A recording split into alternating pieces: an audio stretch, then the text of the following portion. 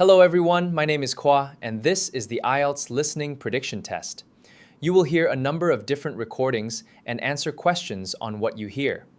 There will be time for you to read the instructions and questions, check your work, and remember, all recordings will be played once only. Good luck! Section 1. You will hear an Englishman called Steve phoning a friend called Susie about his trip to Arizona in the United States. First, you have some time to look at questions 1 to 4 on page 2.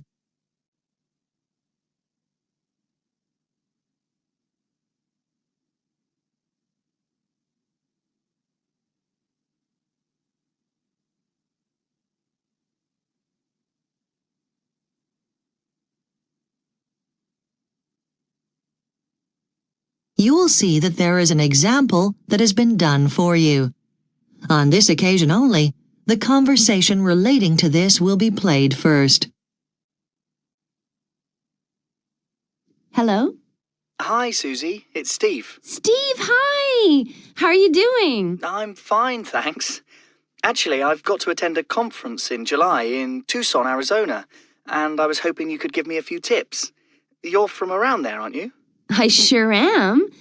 Tucson's not my hometown, though, but it's definitely worth seeing. What's the weather like around then? Is it true it's about 40 degrees centigrade in the daytime? That's right, and not less than 25 at night. A bit different from England in July. The temperature during the day will be 40 degrees, so 40 has been written in the space. Now we shall begin. You should answer the questions as you listen because you will not hear the recording a second time. Listen carefully and answer questions 1 to 4. Hello? Hi, Susie. It's Steve. Steve, hi! How are you doing? I'm fine, thanks. Actually, I've got to attend a conference in July in Tucson, Arizona, and I was hoping you could give me a few tips. You're from around there, aren't you? I sure am. Tucson's not my hometown, though, but it's definitely worth seeing. What's the weather like around then? Is it true it's about 40 degrees centigrade in the daytime? That's right, and not less than 25 at night. A bit different from England in July. True. I was wondering what to take with me. I won't need warm clothes then, will I? Well, you'll find that everywhere is air-conditioned, and it can feel quite cold sometimes, so a jacket would be a good idea. You might need an umbrella as well, as we sometimes have thunderstorms during the day, but you can always pick one up when you get there.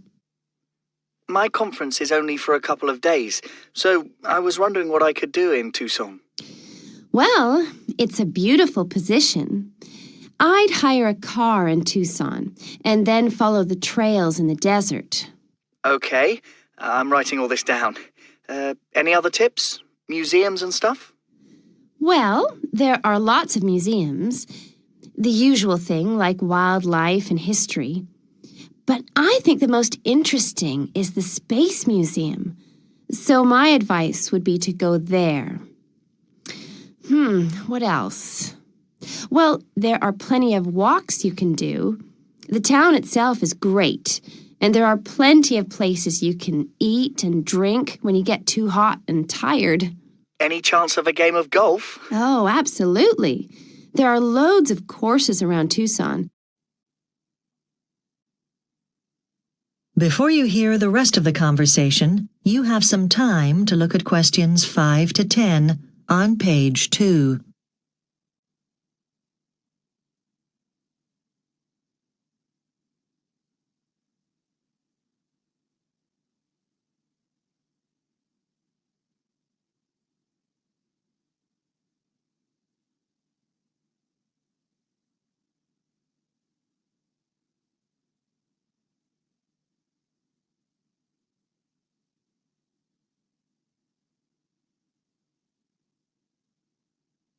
Now listen and answer questions 5 to 10.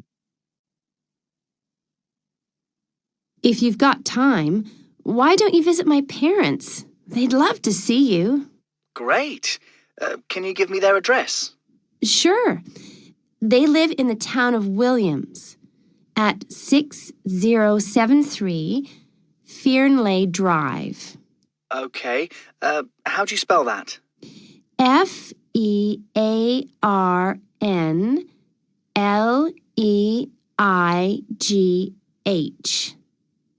6073 Fearnley Drive. Okay. Got that. The town's in northern Arizona, and it's named after a hunter in the area in the early 1800s. He used to make a living shooting animals around there for their skins. Sounds interesting. So, is it full of old buildings? Well, the post office is the oldest, as it was built in 1881. But there was a big fire in 1901, and most of the town was burnt down. But it didn't take them long to rebuild. Oh, and the famous Route 66 goes through the town. That was built in 1926. So, when exactly are you going? The conference is from the 1st to the 2nd of July. Will your parents be at home after that? Oh, yes. They wouldn't miss the 4th of July, Independence Day. Ah, okay. So lots of fireworks? As soon as the sun goes down. People come from miles around to see them. Why don't you give my parents a call? They're on 928-635-2271. I'm sure they'd love to have you. Okay, I'll do that tonight. And really, you shouldn't be in Arizona without taking a trip to the Grand Canyon for a few days. Hold on, I've got a leaflet here. I took a friend there last summer. She had a great time. Okay, it says here that there are a lot of tours you can take when you get there. Someone told me you could take a helicopter. Can I do that? Sure. That tour takes about 1.5 hours, and there are 7 a day to choose from. The last is 5:30. You get a really good idea of the huge size of the canyon from up there. Sounds good. Any chance I can get down to the river? I'm quite good in a canoe. Yes, you can do that too. Let's see. Yes, there's an all-day trip. They provide you with waterproof clothes, but they recommend you bring sun cream. You'll really need it down on the river. Well, that should keep me busy for a few days. Oh, thanks, Susie. That's terrific. I'll ring you again just before I go. That is the end of Section 1. You now have half a minute to check your answers.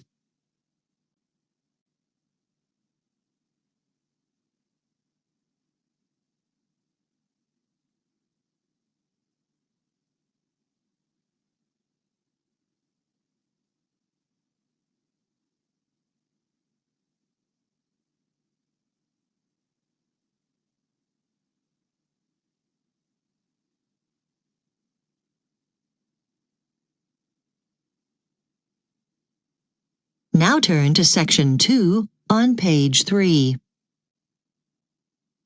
Section 2. You will hear the store manager of a bookshop give a short talk to new staff. First, you have some time to look at questions 11 to 16 on page 3.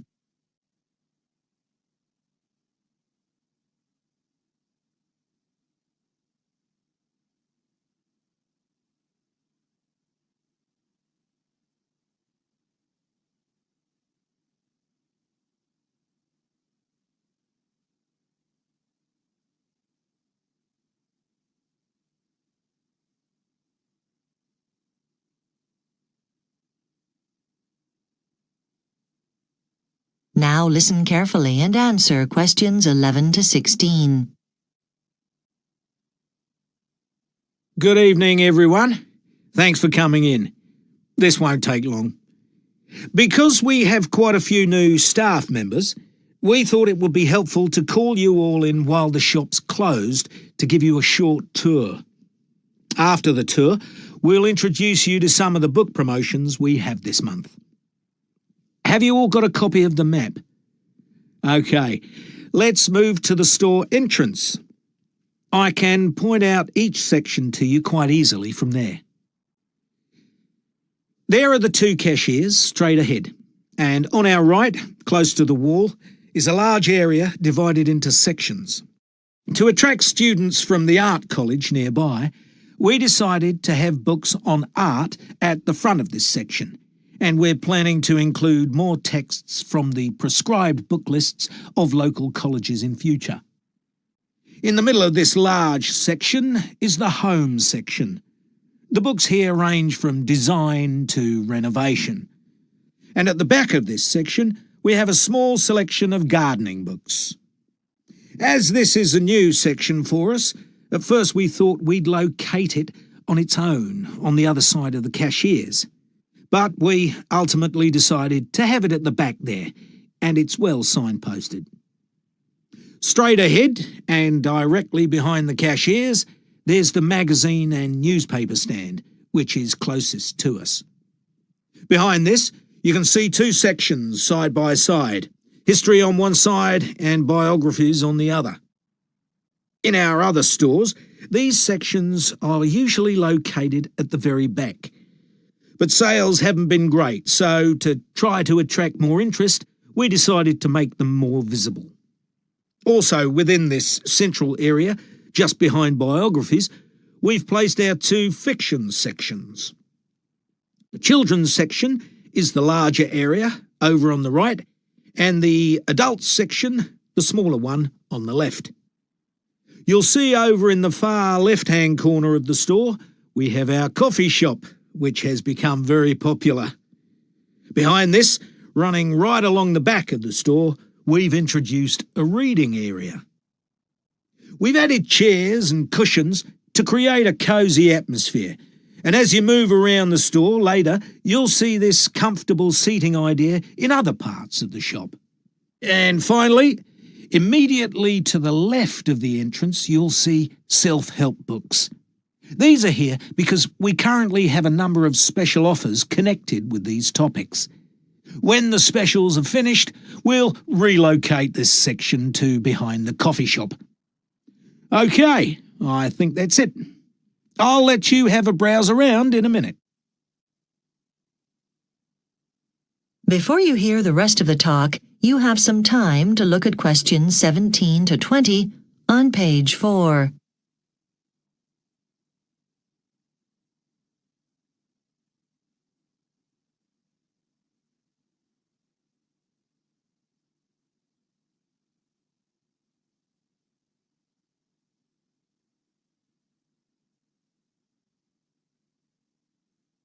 Now listen and answer questions 17 to 20. Next, I'd like to quickly introduce you to some of the new books we have in stock. Firstly, Elizabeth Honey's written a new book called Penny Pinchers. It's a wonderful story set in early Australia, and I thoroughly recommend it. It includes some beautiful drawings based on the artwork of the era. Next is The Running Boy. It's about a boy who gets himself into some difficult situations at school. I think Simon Darling, the writer, has done a fantastic job in his debut book. He's currently working on his second novel, a crime story aimed at the adult market. I'm sure that will definitely be worth waiting for. The next book I have here is The Hidden Code, which won several prizes at the last book convention. Marketed as a book for older children, it deals with realistic problems faced by young people today. Basically, it's a work of fiction. It's something that should also be read by every parent, not just the younger members of the family. And finally, my personal favourite, The Orange Moon. This is the final book in a set of novels about the lives of a fictional group of friends living in outback Australia. I hear this is being adapted to a movie suitable for the whole family, which I'm sure will be very popular. That is the end of Section 2. You now have half a minute to check your answers.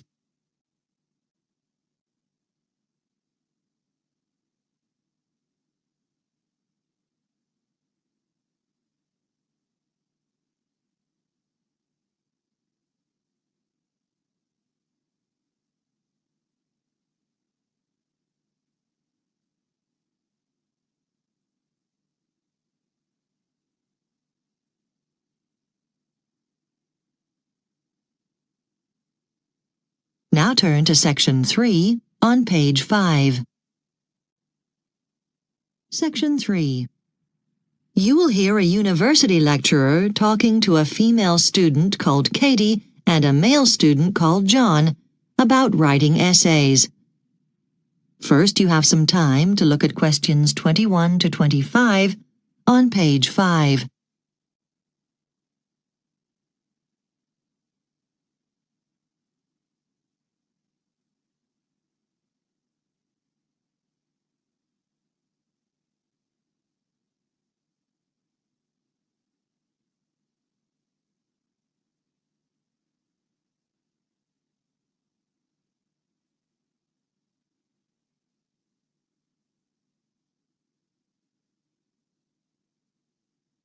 Now listen carefully and answer questions 21 to 25. Morning, Katie. Morning, John. I want to talk about essays today and what the requirements are for this university. What kinds of things we look for when we're grading them, okay? So, let's look at those 2 sample essays I gave you last week. I asked you to read them and to think about their strong and weak points. Do either of you have any general comments or questions about the first one? Katie? Well, the writer's made it quite clear what his own views are about this subject, but I thought in academic essays you weren't supposed to do that. I thought you were meant to present all the different arguments and just appear to be neutral about which one you think is best. Students do sometimes come down quite firmly on one particular side, and that's okay, as long as they can show that they've given balanced consideration to all the issues. Do you see what I mean? John, you're looking a bit uncertain. Did you want to say something? Well, what if you don't feel as sure about the debate as this student? There's another type of conclusion that's valid when you're writing at this level. People don't have to come down strongly on a particular side. They can say in the essay that the process of researching a particular topic has identified the importance of a range of studies that support different viewpoints, and then they return to the title of the assignment. Yes? And I'd say that it's a good idea to use some of the actual words that are in the title. It shows the reader that you're still on track. Okay? Yes. Tony, can I just ask you something about the bibliography? Of course. This person's used italics when he refers to book titles in the reference section, but I thought we had to underline them. Actually, he's done it in the way we set out in the university study guide. That is the appropriate convention for titles. You might think it's trivial, but presenting references appropriately is one of the requirements of a degree at this level, so I wouldn't be doing my job properly if I didn't stress that. And once people are used to it, they don't generally have a big problem with it. Yes, Katie? You mentioned the university's study guide. I looked in there to see what it said about quotations. The essay's got a lot of quite long ones, and I was a bit surprised by that. I thought we weren't supposed to do that. But using a range of quotations is a way of showing that you have actually read quite widely, isn't it? Well, not really. Unfortunately, some students just pick out extracts to quote without actually reading the whole thing. It's really a matter of using quotations appropriately. I've marked essays in the past where literally every 4th or 5th sentence has been a quote, and that definitely isn't acceptable. You have to read widely, but you should be assimilating what you've read, and in general, presenting the ideas in your own words. So, when exactly should we use quotes? Particularly where there are definitions involved, as there are here. Generally speaking, I'd say that you need to be aware of words within the essay title itself that are possibly contentious, terms that need defining. For instance, this one here has the word culture in it. Now, although you probably have a rough idea of what that term means, you might not be able to articulate it very well.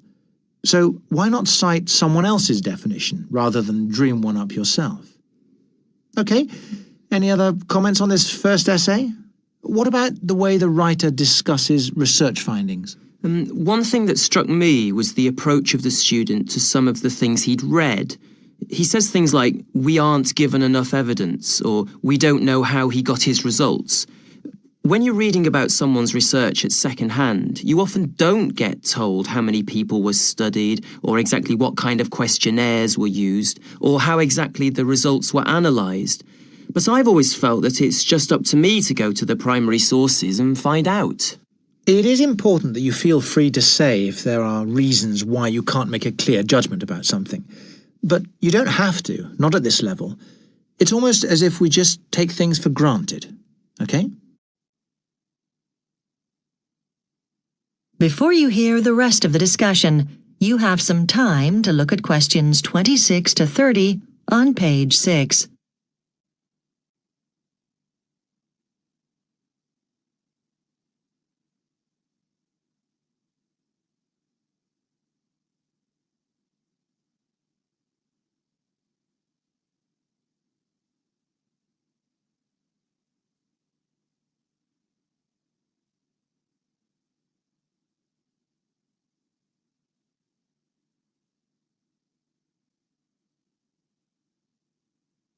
Now listen and answer questions 26 to 30.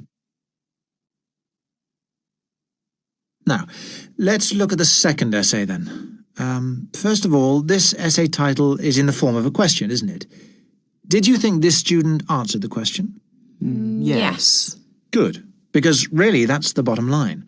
The minimum criterion for an assignment is relevance. Yes? Sometimes people don't seem to see the words on the page, but you have to be very focused.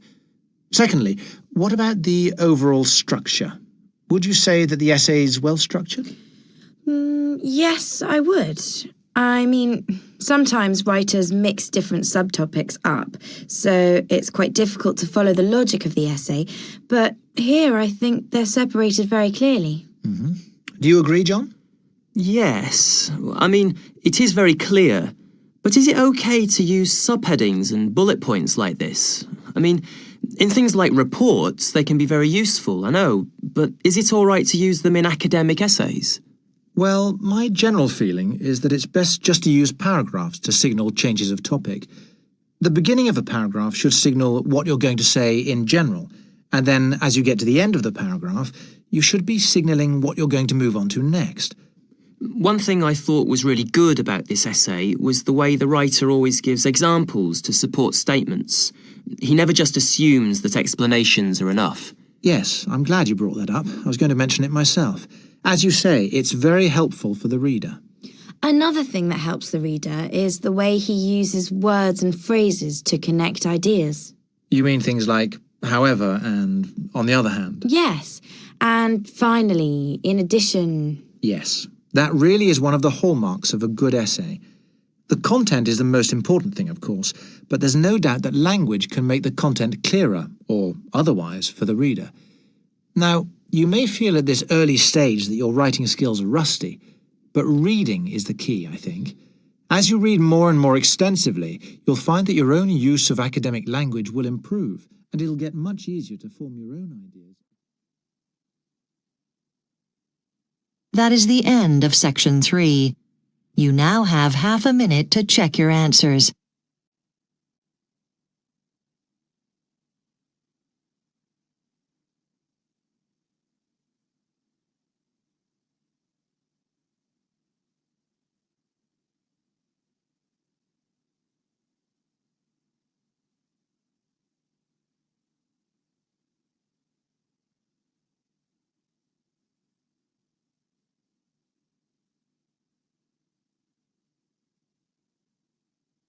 Now turn to section 4 on page 7.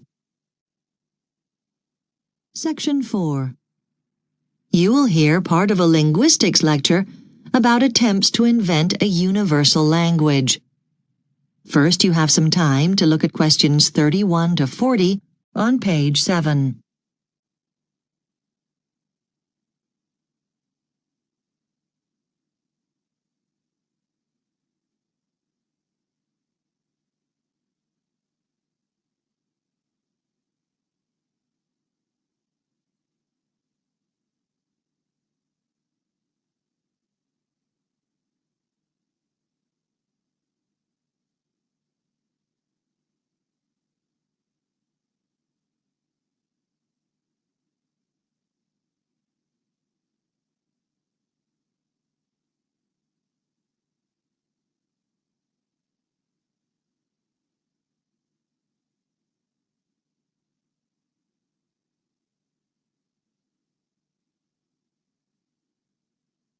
Now listen carefully and answer questions 31 to 40.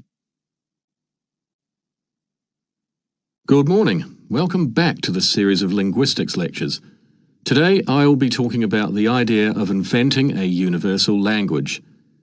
What does that mean? Well, most human languages were never invented. Instead, they evolved over time. And the result is, they're irregular and difficult to learn. So for centuries, people have dreamed of inventing a perfect universal language.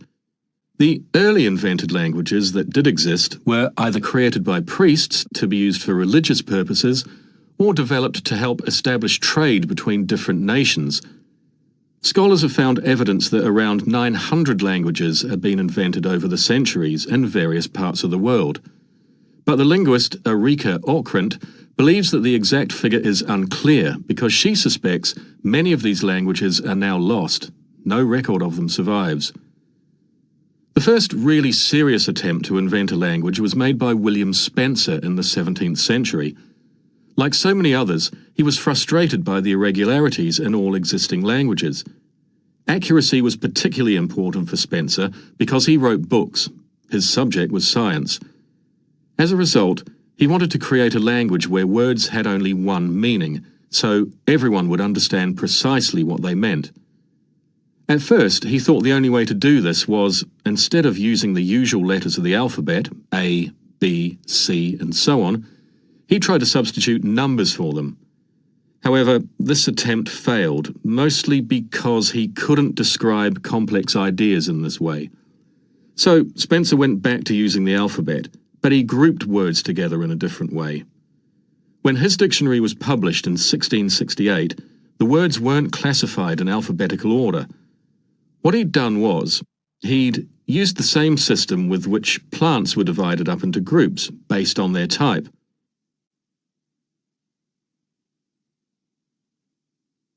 Another important attempt to invent a universal language was made by Ludwig Zamenhof, who was born in 1859. Zamenhof's language reflects his own background. He grew up speaking Polish, English, French, German, and Russian. So, rather than create a completely new language, he mixed together 5 or 6 existing European languages. Then, Zamenhof used an interesting technique to help him develop his new language. He used it to write quite a few different songs, and this made his work more enjoyable. He also thought that most European languages were too complicated, which meant that it was very difficult for people to learn them. Zamenhof wanted to create a more simple language. So, for example, he had a single prefix that was used before adjectives or verbs to make them negative, which is obviously much easier than English. Then, finally, he published a book introducing his language to the world in 1887. Unfortunately, like other invented languages, no one was very interested at first. So again, Zamenhof used an interesting approach. In order to publicize the completed language, he made a list of everyone he knew and posted a letter to all of them using the new language. Many people were surprised how easily they could understand it, and the language began to attract attention. Zamenhof's language was never used all around the world as he had hoped, but still, it's probably the most successful of all the invented languages. In the 20th century, an Australian named Bruce Goldie tried something completely different. Goldie thought that a universal language would be easier to use if the starting point for each word was a picture. Goldie spent more than 20 years designing his new language and eventually published a book giving all the details in 1949. He also went on a lecture tour to promote it, but although the general public were often quite interested, much to Goldie's disappointment, his language was ignored by all of the major universities, despite frequent attempts to make them interested. It wasn't until the 1970s that his language had some success. This was in Canada, in fact, where it was used to teach a group of disabled children in a hospital to read, and as a result, Goldie got some recognition for his work. So, what can we say in conclusion? Well, the truth is, all attempts to create a universal language have failed, and there are a number of reasons for this. Firstly, most universal languages have been seen as rather technical and plain. They're not good at conveying emotion, so they've never been very popular. Another reason is the spread of English as a global language in the 20th century, particularly resulting from the film industry and Hollywood. Then, lastly, the type of people who invented the languages began to change. In the past, it had been academics, but more recently, the languages have often been created by writers, usually for entertainment, so they haven't been taken seriously. All right, well, there's one other issue I'd like to consider, and that's the use of...